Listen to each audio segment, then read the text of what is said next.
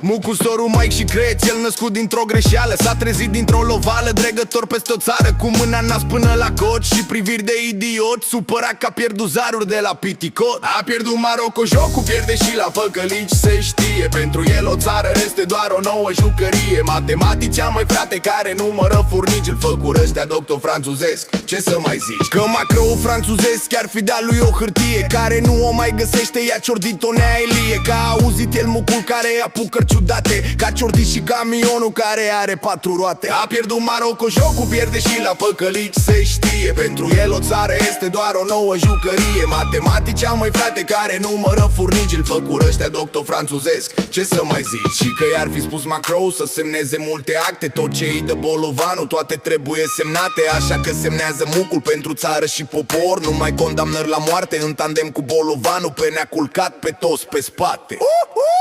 Amândoi ne fac de râs ca nație și popor. Am ajuns de râsul lumii, îmi vine să mă omor. Ei ne vor flămâni și goi, ai Doamne milă de noi, decât să ne omori pe noi, scapă-ne de ăștia doi. A pierdut Maroco jocul, pierde și la păcălici, se știe. Pentru el o țară este doar o nouă jucărie. Matematicea, măi frate, care numără furnici, îl făcură ăștia doctor franțuzesc. Ce să mai zici?